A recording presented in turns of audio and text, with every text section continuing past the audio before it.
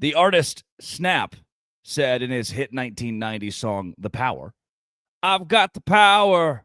Rankings. This is a Locked On Big 12 Locked On Utes crossover.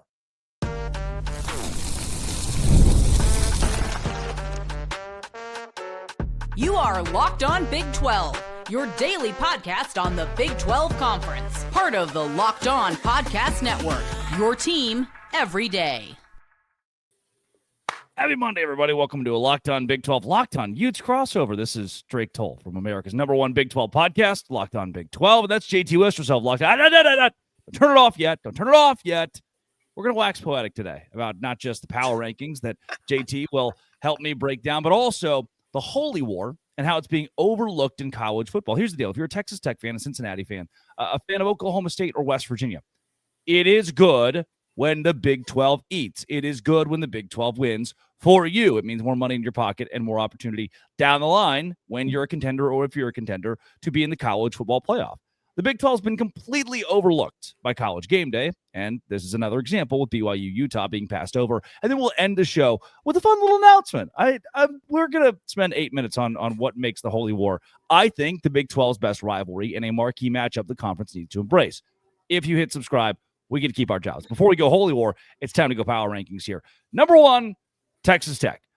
And number 2, I think there's like the largest. It's the largest gap that we've seen in a long time. This reminds me of JT when Oklahoma was dominating the Big 12, and it was kind of OU's league and everybody else. It's what Texas Tech has looked like to this point. They have genuinely blown the doors off of everyone they played. I think they're undisputed number 1.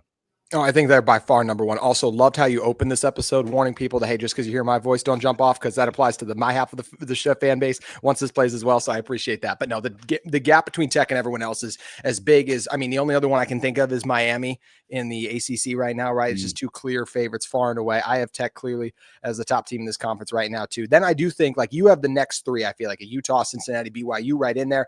I think that Utah, you can absolutely make a case that Utah belongs over a BYU and a Cincinnati, but BYU is undefeated. So they've earned the right to be there. I don't think it's a very impressive resume they put together, but you always got to give a team credit for finding ways to win, like the power rankings. I love the gap at number 2 because I feel the same way. It's Tech and everyone else in this league right now. And gosh, right now I'm just hoping we get a competitive Big 12 game with Tech at some point because it's not looking likely at the moment.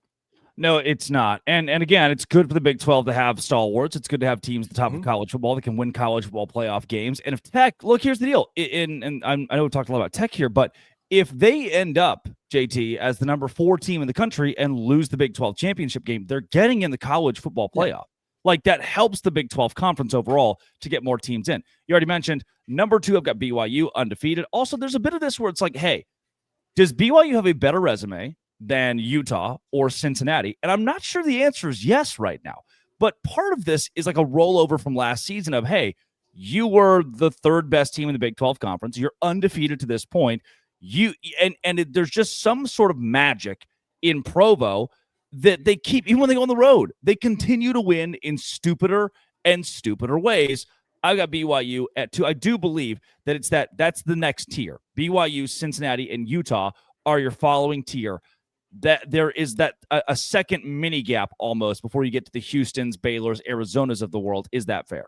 Absolutely, because I felt the same way when I was doing mine for this exercise. I had the Utah, Cincinnati, BYU. Came up with those ones pretty quickly, and then the rest I really had to think about. It's like, well, do I put ASU up there with a caveat? Because I still think that's a decent team with Sam Leavitt, but my gosh, their defense, and look, Utah's offense was really impressive on Saturday night, but their defense also just looked bad too. So how good are they going to be against some of these other upper echelon Big 12 teams? I think that's totally fair to question. And look, BYU, like you said, I think if you have them at number 2, I totally get it. I'm totally fine with that. I just need to see more. Drake, if we were to get to the end of the season and we're talking about BYU's resume, I don't think we're starting with any of the wins they have compiled so far. Maybe Arizona will go on to surprise us. I am impressed by what Colorado did, upsetting Iowa State, but I do truly consider that an upset. And I just feel like we're still waiting for that signature win from this BYU team. I'm very impressed impressed with what Utah did against an ASU team that I will say the Sun Devils, that rush defense, only allowing 78 yards per game entering that game yesterday. Yeah. Utah runs for over 200. Devin Dampier, clearly healthier than he was against Texas Tech too, right? So at the time we were all like, man, Utah sucks. But now we just see Tech doing the same thing to everyone else. And we see a Utah team that has now blown out a couple of Big 12 opponents here too. I don't think West Virginia is outstanding, but you still blow them out. That's what you want to do if you're a Utah team. And I continue to be so impressed by Cincinnati. I know it's only a 9-point win against a UCF team I don't love, but still the ability to upset an Iowa State, the ability to beat a Kansas team that I still like. And I think Cincinnati's Sorsby, it's been a fun story. I think we all thought Scott Satterfield was not going to make it through the season, and he's looking really strong so far. So I agree. There's a clear kind of top 4 in this conference right now. Whatever order you want to have them in, that's fine. And then we can figure out the rest after that. Oh, you have Arizona very high. Yeah, I still think Arizona's good. I still think Arizona's good. I'm not ready to jump off their train yet. I know Iowa State 4 spots behind them though. Yeah, because of the injury bug. And that's where same like Utah last season is, and I do believe that if Utah had a quarterback last year, that they certainly are a bowl team. At the very least, they have the makings of a bowl team. Look, this is a case that I've made, and the people are like, oh, that's such a stupid thing to say. I've said that Kansas State at the time was the best 1-3 team in America. Why? The shell is there. The players are there. There's NFL caliber talent. They're still 1-3. I get it. But they're the best 1-3 team in America, and they have an opportunity to turn it around. Iowa State right now does not feel that way to me because of the injuries. And so I'm going to go I'm still buying Arizona at 6. I'm not really buying Baylor because their defense is terrible. I have them at 7 right now, which it may be too high. Arizona State, especially without Sam Levitt, at 8. I think Colorado is back in the conversation at 9 for a bowl team after they beat Iowa State. The Cyclones are at 10 until they get healthy. I cannot believe in them. I've got Kansas State at 11 because JT, I don't want to be a team. TCU at 12. Kansas State just beat TCU. I don't want to be a team facing this version of Kansas State. Oh, I totally agree right now. I said pretty early in the season, it feels like this year's Kansas State is last year's Kansas. Do I think they will end up in the Big 12 race? No. Are they going to spoil it for a bunch of teams? Yeah. They come to Utah. I think Utah's going to win that game as we sit here right now, but I don't think Utah's going to steamroll them, especially with the way Avery Johnson, and just feels like that group, they're coming together. We know all about the offensive coordinator issues they've had. He's kind of starting to get his feet under him as well, it feels like too. So yeah, I think for me personally, I had Kansas State at 11. So right around where you had them too. I really like the Wildcats. I have TCU at 12, Drake, and I don't know about you, but I'm so disappointed in them right now. I mean, Josh Hoover, I love, but the fact that you get absolutely blown out, it's one thing to get upset in a close and narrow game, but the way they lost that game was so disheartening. You lose a close game to an ASU, like, hey, that's last year's conference champs. That's one thing, but Kansas State in some ways has just been the most disappointing team in the Big 12. And maybe TCU wants to take that cake now, at least at this point in the season, because we all thought they could be a sleeper contender maybe. And the fact that they are 12th in the Big 12 is crazy. Yeah, I'm selling on them. That Baylor TCU game, if the Bears are to lose, will take another possible late Big 12 contender out of contention. 13 Kansas, 14 UCF, 15 West Virginia, 16 Oklahoma State. They're not even on the list. They're not on the list, yeah. Yep, we're rebuilding here. So it's 1 Texas Tech, then the big gap, 2 BYU, 3 Cincinnati, 4 Utah. Then I think another smaller gap before you get to 5 Houston. Arizona comes in at 6. I'm going to go Baylor at 7. Give me Arizona State at 8. That's your top half. 9 Colorado, 10 Iowa State. At 11, Kansas State. TCU comes in at 12. Kansas 13. UCF 14. West Virginia 15. Oklahoma State, the surface of the sun and the bottom of all things bad and terrible. Coming up. Is that you? Is that your face on the gap photo? Is that you as the model? It's not even me modeling the gap thing. Like I don't even know who that is, but he's wearing a gap. I'm not sure if I have the rights to that photo. Coming up. ESPN certainly has the rights to do College GameDay from a Big 12 game. They just refuse to. That's right here on Locked On Big 12, Locked On Utes. Today's show is brought to you by Mazda. It's that Japanese craftsmanship in a completely head-turning look that'll make you cool. Mazda is moving the game forward. For those who believe it's not just about playing the game, it's about redefining it. This week's moment that moved the game forward is the stupidest, silliest, wildest win you could possibly concoct. I'm going to go with Will Farron's field goal that he made 45-yarder in overtime after he'd already missed a field goal once, and somehow magically sneaks one through, sends BYU to another overtime, and wins the game. That was a magical moment for a team to come back and win a game. Even if your team loses, you can keep yourself moving forward by going the extra mile, and Mazda certainly goes the extra mile for you when crafting their vehicles. When you follow what moves you, the unexpected is only the beginning. And just like there's more to every highlight, there's more to a Mazda vehicle. Mazda, move and be moved. Do it with Mazda today. JT Wistill of Locked On Utes. Look, we could talk about the winner of this BYU Utah game, and I'm sure we'll get into a bit of how the game could play out. But number one, I think both of these fan bases can agree. That's right, agree on one thing: ESPN dodging the Holy War, ESPN dodging BYU Utah, and honestly dodging the Big 12 altogether this season is something that is not conducive to growing the game of college football and is a slap in the face of the conference. And I think embarrassing for ESPN to expose themselves as a network that only wants to plug the SEC. And the big other brands, I'll say that too, because the only other ones they've gone to are a top Big Ten matchup. So it's literally College GameDay used to be special because they would go to App State. It was 2 years ago. They went to a Big Sky game. That was massive, an FCS game in late November. It was an awesome atmosphere. It was super cold. Like, it was one of those things those kids will never forget. How about even when they went to Cal last year? Those were the moments that are so incredible. And it seems like they're so far removed from that. And I just think it's so interesting what's going on, Drake, right now, because if you look at, there you go. Yeah, right there, Ole Miss and Georgia this week. And you know what this will be? We've gone 6 weeks of 6 of the 8 weeks we've gone in the college football season. Now they've gone to an SEC site too, right? Like, excluding week 0 last year, all five of their first destinations a year ago were SEC. 9 of the 14 weeks a season ago went to an SEC school too. Like, if we look back at 2023, of the 14 weeks, only 5 games had current SEC members involved before that ESPN deal went through. So now that the ESPN deal has gone through, they're really just going to SEC matchups. And I know a lot of these are top 10 matchups, but you're really missing out on showcasing what makes college football great as a whole. It's the individual passion that all schools have for their fan bases. And now you're just painting yourself as not just ESPN, but ESPN SEC, basically, because that is all you continue to do. And I just think it's really disappointing. I loved when they went to James Madison a couple years ago. Drake, since this since this deal with the SEC went through, they have not gone to a Big 12 game. They have not been. Like, it's really sad and disappointing. They've completely left us behind. I appreciate what Big Noon is doing by coming to the game this weekend. That was just announced. But for Game Day to continue to just be like SEC or fine, a really good Big Ten matchup, I think is really disappointing for what we all love about the sport and the individual passion fan base that exists outside of just the SEC. Yeah, big noon kickoff coming to town this weekend, which there is not a noon kick in this game. I was so worried, by the way, that this would get the same treatment that Utah and Texas Tech got. Now, I'm going to come off of some of the comments that I made alongside Chris Level and said, what I said at the time was, this will feel more like a neutral site game than it would if it was a night game at Utah. That's fair for anyone in college football. No one has a better atmosphere at 10 a.m.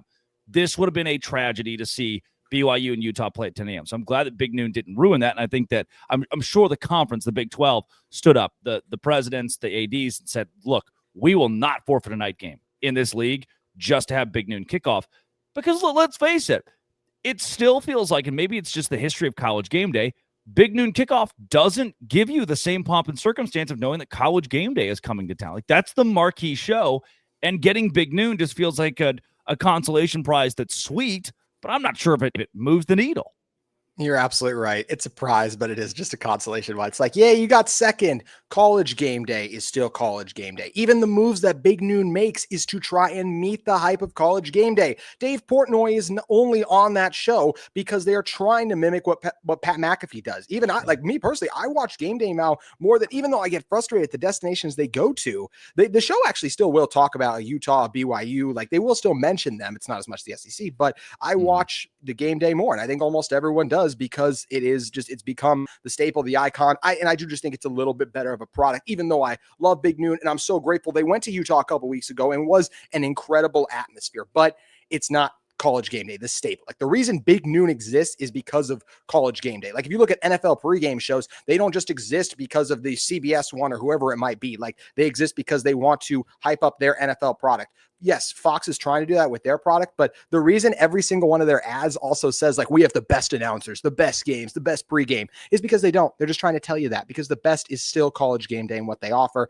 And the fact that College GameDay continues to not want to spotlight a conference too, they have a deal with, like, let's not forget the Utah-Arizona State game was on ESPN. Not the halftime show cared about it. The halftime show of the game last night, Drake, did not mention Utah and Arizona State at all. It was just highlights throughout the rest of the day. So this is where it does get so disappointing when this is the same network that's going to bring us all the college football games. These are the analysts that are going to be analyzing it. And unless some other team in the Big 12 steps up, we're going to be like, yeah, Tech's good, but how good are they? They just blow everyone else out because no one else over there seems to care as much about the Big 12. It's really unfortunate how this rivalry and matchup continues to be neglected by ESPN. But even though it's a consolation prize, I appreciate that Fox is still bringing their pregame show there, and very grateful they're not changing the kickoff time, as you mentioned, Drake. This game had to be at night. All rivalry games need to be at night, except for the game, the Ohio State-Michigan one. That's fine.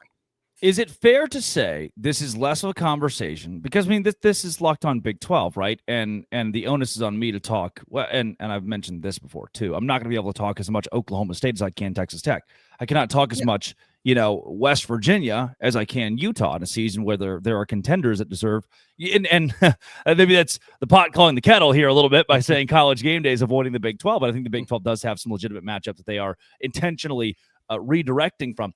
Is it safe to say this is a conversation more about the Big 12 as a whole than it is necessarily just BYU and Utah?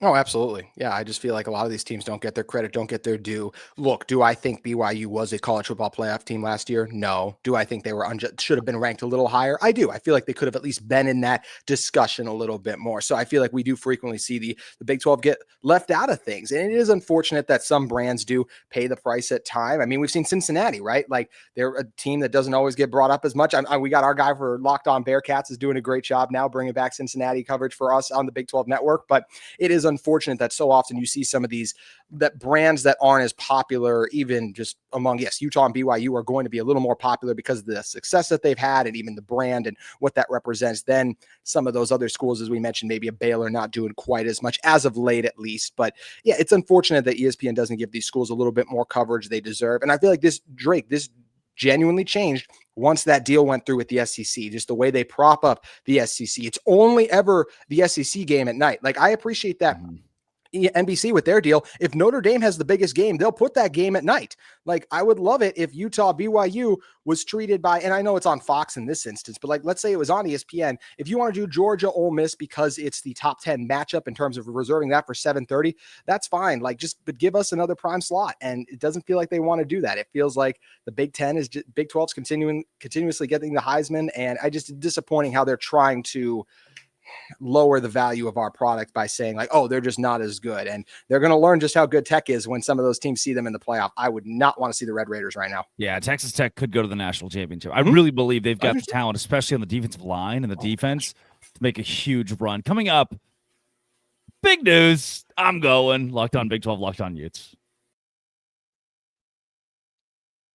Today's show is brought to you by FanDuel. Look, if you're a fan of the Big 12, you're a fan of Texas Tech, Oklahoma State, FanDuel is here for you, and the NFL season is also here for you, and FanDuel has an offer you don't want to miss. Look, if you think that BYU will beat Utah as 3-point underdogs, that Utah will whoop up on BYU and cover that 3-point spread, you can go right now to FanDuel and put $5 down on a bet, and if it hits, you'll unlock $300 in bonus bets to use across the app. I love how FanDuel gives me so many ways to play. I've built parlays, tried player props, and even followed the live lines during games. So what are you waiting for? Visit FanDuel.com to download the FanDuel app today and get started. Go to FanDuel.com today to download that app and get started with FanDuel. Today's show is also brought to you by Monarch Money. Most people can't name all their financial accounts. I can't. I'm 24 years old, and I don't really know how to do the money thing. And that's where Monarch Money has helped me exponentially. All-in-one personal finance tool that brings your entire financial life together in one clean, easy-to-use interface, all on your laptop or phone. Monarch is built for people with busy lives. You put off organizing your finances for a while, Monarch is here for you. Identify that you aren't saving as much as you thought. Monarch can even go back and look at forgotten 401ks from your past jobs. Don't let financial opportunities slip through the cracks. Use code LOCKEDONCOLLEGE at monarchmoney.com in your browser for half off your first year. 50% off your first year. monarchmoney.com with code LOCKEDONCOLLEGE at Monarch Money. I'm going to the Holy War. I mean, incredibly excited to see BYU and Utah square off in a game against an undefeated and a one-loss school in what I think is the best rivalry now in the Big 12. But you don't get this pomp and circumstance from Kansas and Kansas State, from Baylor and TCU. They're not even going to sell out Baylor and TCU as two teams that think they have Heisman-caliber quarterbacks and contenders. The Holy War, these teams could be – you could flip it. You could have 0-6 and 1-5, and they would still sell the thing out. Like, this is a kind of matchup the Big 12 has missed without Texas and Oklahoma being in the conference. Not to say Utah and BYU are the same level of brand, but this is as close as it's getting with a matchup where you can wholly expect, no matter how good or bad the two teams are, for them to be there. I was there last year in Rice-Eccles. That's the famous Mark Harlan game. Wild. I thought it was one of the best atmospheres I've seen in all of college football. I've seen multiple games in LaVell Edwards. I love their in-game experience, their fan experience, the way that they, the fire dancers going into the fourth quarter. I think it's an incredible display of college football. And thanks to the friends at Explore Utah Valley and at Sundance and even BYU for reaching out and saying, hey, you want a couple tickets? Come have the full Holy War game day experience. Compare it to what you saw last year with an incredible atmosphere at Utah. JT, this is what the Big 12 needs to build more upon. This is the kind of matchup that keeps this conference relevant in college football. There are only so many rivalries in college football, Drake, to me, that are 365. Every single day, there is a back and forth. There is a debate. Yes, like if you ask a Kansas fan what they think of Kansas State at times, they'll tell you and be candid. But literally, Utah and BYU fans get into it every single day, it feels like, Drake. And there are only so many rivalries in college football that meet that. And I do think this is one of them. I cannot wait for this game. Glad that you'll be there because I think it's going to be one heck of a game, too. Like, I feel like Utah has a very good shot to win this game. It's a big test for both of these schools, though. In some ways, neither of these teams has a super impressive win, I can say either, right? Because Utah, yeah, you beat Arizona State badly. It was still with a backup quarterback. BYU, you went on the road and beat an Arizona. I have no idea how good Arizona is. I still don't think they're very good. And we saw Iowa State throttle them recently here too. We know how bad they were last year as well. So this is a massive test for both of these schools. I love that both are ranked inside the top 25 because I do think that right now they absolutely are top 25 teams in the country. And this is the type of rivalry, the stage, everything. There's been so much buildup and hype into this game too. Drake, how about the whole Keanu Tonavasa saga, right? Like that whole thing comes to a head here. You got Carson Ryan is a transfer from Utah who went to BYU. How about our best two pass rushers, John Henry Daly, Logan Fano? They also went to BYU and then transferred to Utah. A lot of these guys grew up playing high school football together. A lot of these guys were teammates going against each other their entire lives. And now they get to meet up on what is one of the best rivalries. And I do believe the best in the Big 12. This game is going to be absolutely epic. And I cannot wait for it to kick off on Saturday night. No doubt. What makes so you've seen BYU and Utah, the Holy War, and this is less of a conversation right now about who's going to win and the rivalry itself. Are you picking at BYU or me picking at Utah or vice versa? And more about just how this is good for the Big 12.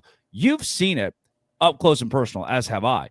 What makes this game special in a way the rest of the country can't quite because like there is Alabama-Auburn, or there is a rivalry between Notre Dame and USC, right? But I just don't think people get BYU Utah on the level that they probably should try to understand it. Yeah, I feel like just the passion runs so deep. And the fact that like you have so many guys who will go to church with people that are for Utah and then go to BYU, like you'll sit next to each other at church and the night before you're rooting for a different game. So you get some of that friendly banter in there too. But this state, obviously too, there is a real thing of Utah against the world. I think the state as well, right? Like just Utah is not discussed as much. It's starting to be a little bit more. Utah schools are for the rest of the country. So I think in some ways you get united around that. The state pride as well too comes into play with this here. But yeah, and there obviously is the religious element to like the church being involved for BYU. You know, Utah has some church members involved too as well. So there's just a lot of connections. There's something you grow up either a Utah, you grow up a BYU fan that run very deep. I mean, Drake, I was there for the game that took place in 2021, the Charlie Brewer game. Utah lost. It was the first time BYU had beaten Utah in like 9 years. And I remember just, even though I was obviously devastated that Utah lost at the time, being a student at Utah, I was in awe of that atmosphere as BYU stormed the field, and you could not see a blade of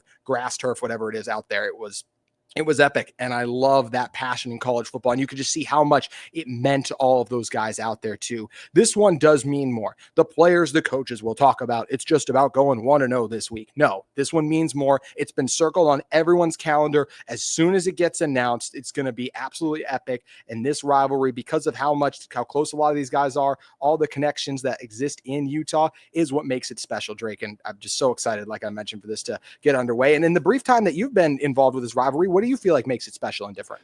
I think what's so wild about it is it's the most sober rivalry in college football. You know that, and you can make jest of that and be like, okay, well, that's just a moniker to throw on the game and say, this is funny and different and weird. I think weird is a word that a lot of people will use outside looking in for a rivalry like this, where it's predominantly Church of Jesus Christ of Latter-day Saints fans going against one another. And they use that moniker weird because they are ignorant of the faith, or ignorant of the fan bases, and they believe things that aren't true. And so the way that I look at a matchup like this is you walk into a BYU-Utah game, especially, and I'm excited to see it in Provo, where not a lot of alcohol outside, no alcohol inside.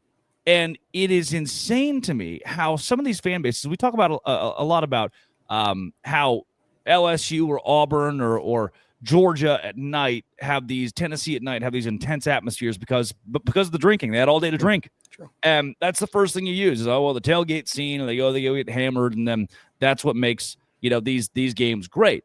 What makes BYU and Utah intense and almost eerie is every single one of these people stone cold sober. Every single person in this venue is not drinking. They are just taking in college football at its finest. And these are two teams squaring off that have a lot of, like, the moral value of these two fan bases, the moral values of these two universities, even though Utah's not explicitly religious, is something that is different than what you would get from an Auburn or get from a Georgia, or you would get from Ohio State. This is called the Holy War because there is, like you said, folks that go to church together on both sides of the aisle every Sunday in the greater Salt Lake area. And then on Saturday, they show up at the game and they are as rabid as possible just on purely loving college football and loving their team. And I don't want to make this an entire conversation about alcohol, right? But that's a big piece of that to me. It's weird in college football that a fan base could actually love its school, could actually love its team and build an atmosphere without drinking. That's just antithetical to what we built college football on for some reason. But these two do. And every time I walk into an atmosphere that's BYU or Utah, I look around and I think, how in the world are they yelling like this? How in the world are they this fierce? I will say really quick, we both know all Utah fans aren't sober, but I do agree with what you're saying. I mean, right. But I imagine, it's going to be, I imagine it's going to be a primarily sober game with these two fan bases, right? And that's just, that's unheard of, really, in college football. And I think that's, and again, what a weird first takeaway, a weird big takeaway, but that's where I think it's so unique. There are 2 bars in Provo, I think. I think so. I think that actually number is correct. Yeah. I've been to one of them for sport just to see what was, what it was like. And not a lot to write home about. They can, I believe it was Wisconsin fans a couple of years ago, drank it dry. You could possibly do that, but you're going to see two fan bases that you mentioned passion. They're passionate on their own. They're passionate in a way that's different from most college football fan bases. Yeah, totally agree. It is something so unique to this rivalry and all the ways that tie them together. And the fact that, like you said, so many college football fan bases look forward to the tailgate and the pregame, some of them even more than the game itself. That is not the case in this rivalry. Everyone is locked in, bought in early, and they are fired up. They're getting in their seats as early as possible. BYU is going to be rowdy. They're going to be ready to roll. A lot of those fan bases in the other conferences are rowdy because of, like you said, what they're doing before the game. BYU is going to be rowdy because they want to do everything they possibly can to help their school win. That's what Utah fans are going to try to do as well. I'm very curious to see what the split will be in this game. I got to imagine it'll be 70-30 BYU to Utah fans, but maybe it'll be higher. Maybe it'll be 60-40. It's going to be fun. The fact that this is just a 45-minute drive basically and maybe an hour if you're doing the campus itself. They're only an hour apart from the two makes it awesome. The fact that you'll have the back and forth all week long. I always look forward to this week, and the game is absolutely going to be electric. And Drake, you're going to have a great time out there, my friend. Super excited for it, JT, and I know you'll be glued to it. This has been and always will be this JT West yourself, Locked On Utes. Locked On. Thanks for making our shows your first listen every single day. It's Crossover with Utes and Dose Grande.